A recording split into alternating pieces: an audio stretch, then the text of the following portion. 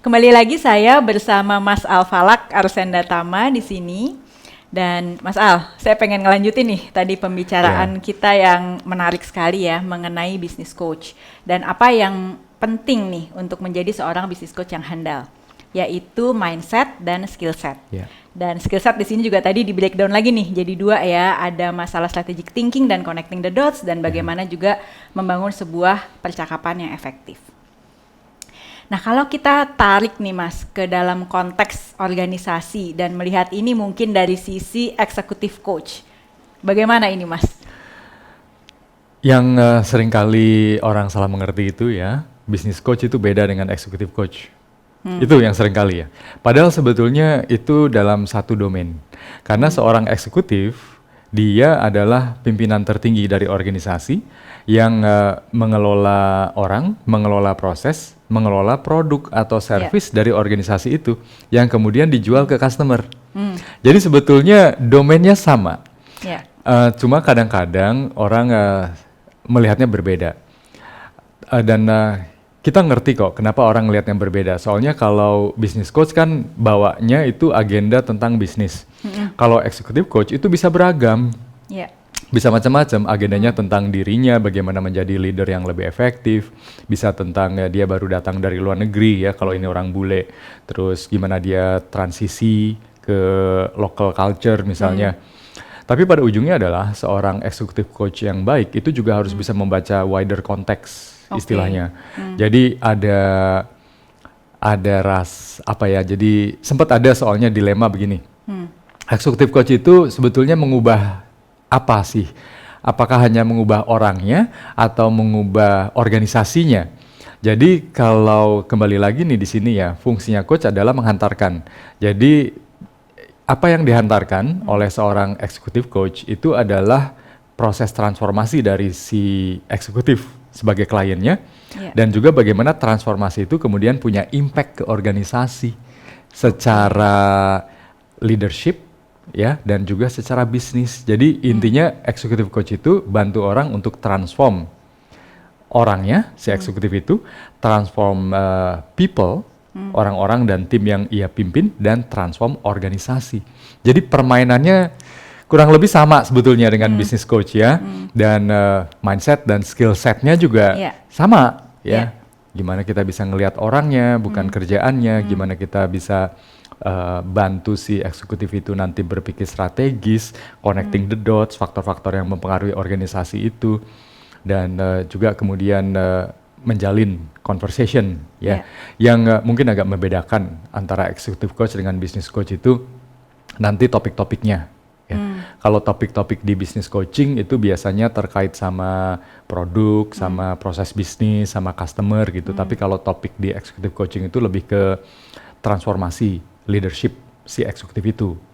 Oke. Jadi walaupun yang saya tangkap nih ya, berarti memang sebenarnya ada irisan, dan mungkin irisannya juga cukup besar nih antara business coach dan executive coach. Namun yang menjadi pembeda adalah di fokusnya. Di mana di executive coach ini nanti kita juga akan lebih fokus untuk membantu seorang eksekutif bertransformasi. Ya. Nah, lebih jauhnya lagi nih, bagaimana sih Mas sebenarnya proses transformasi itu nantinya terjadi dengan kehadiran seorang executive coach? Sebetulnya yang terjadi itu membangkitkan kesadaran dari si eksekutif itu sebagai klien untuk satu, melihat ke dalam dirinya dulu ya. Kemudian di situ terjadi perubahan persepsi. Siapa dia sebetulnya sebagai seorang eksekutif, siapa orang-orang yang ia pimpin, dan apa organisasi itu artinya buat dia. Kadang-kadang soalnya ada keinginan untuk membuktikan diri bahwa ia itu yang paling pinter, yang paling punya wewenang, yang paling bisa, segala macam itu yang ditransform. Dan pada prakteknya nanti, seorang executive coach itu juga perlu punya kemampuan yang lebih deep di dalam listening, dan juga dalam sensing.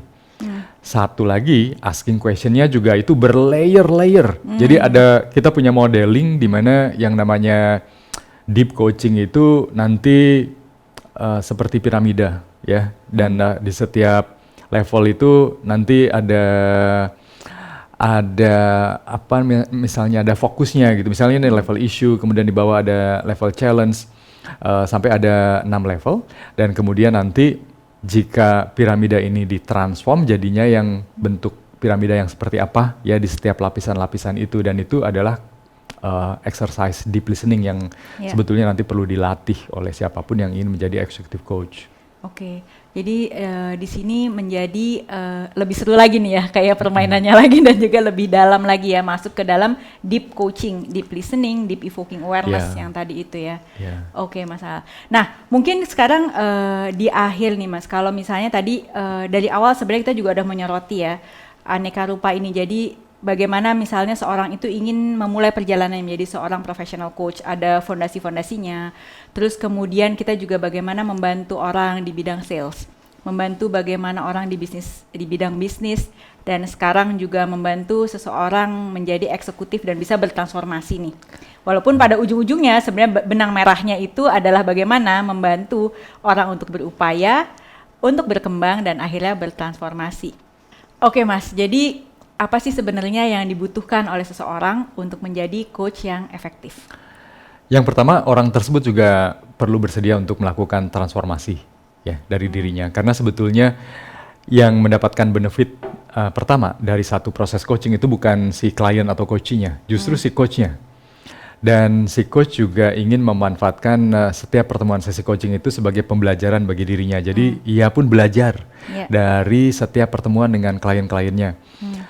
Kesediaan untuk belajar, kesediaan untuk tumbuh, dan itu merupakan proses transformasi.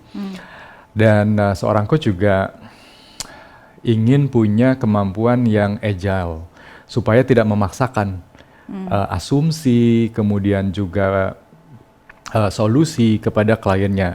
Agile dalam hal apa? Listening, asking question, reading pattern, connecting the dots, kayak gitu ya. Itu yang mau agile dari setiap sesi-sesi, dari setiap karakter-karakter yang ia temui. Kemudian yang ketiga, itu memang perlu melatih yang namanya emotional intelligence nantinya. Karena nggak bisa menjadi coach kalau maksa, kemudian cenderung asumtif, dan kadang-kadang malah kebawa kesel sama si klien atau coachnya ini. Jadi emotional intelligence yang nanti bersentuhan sama spiritual intelligence sebetulnya di sini. Jadi menarik kalau mau menekuni dunia coaching ya, karena di situ ada pertemuan antara leadership, communication, psychology, human transformation, belum lagi artificial intelligence nanti juga ketemu gitu di situ, dan itu merupakan satu excitement bagi saya ya, kalau saya adalah seorang coach. Jadi saya selalu menemukan excitement dari pertemuan-pertemuan dengan klien. Ya, dan saya juga dengerin Mas Al bicara ini juga jadinya kayaknya menarik gitu ya, dan begitu banyak hal yang ternyata kita juga perlu pelajari gitu.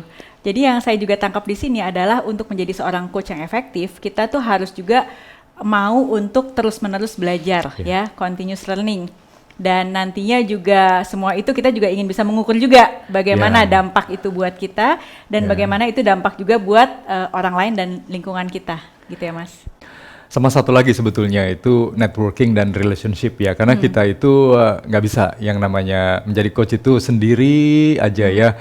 Kita juga ingin menjalin yang namanya keterhubungan dengan klien-klien, dan juga membentuk community dengan coach-coach lain. Jadi bisa saling tukar pikiran, dan kemudian juga berbagi best practice. Dan terutama kadang-kadang kalau sendirian itu suka kegeeran, ini saya udah bagus gitu, tapi setelah ngobrol sama coach lain itu jadi kebuka gitu wawasannya. Dan inilah jadi benefit menjadi seorang coach itu juga tergabung ke komunitas coach profesional, selain juga membangun relationship dengan klien-kliennya.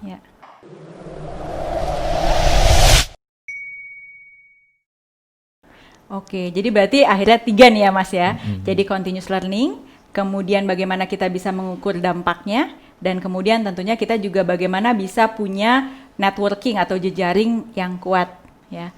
Oke Mas Al, terima kasih banyak untuk kesempatannya hadir di hari ini, dan semoga semua hasil sharing ini dapat menginspirasi teman-teman di luar sana untuk menjadi pribadi yang lebih efektif dan nantinya bisa terus berkembang dan bertransformasi. Terima kasih juga Mbak Nanda.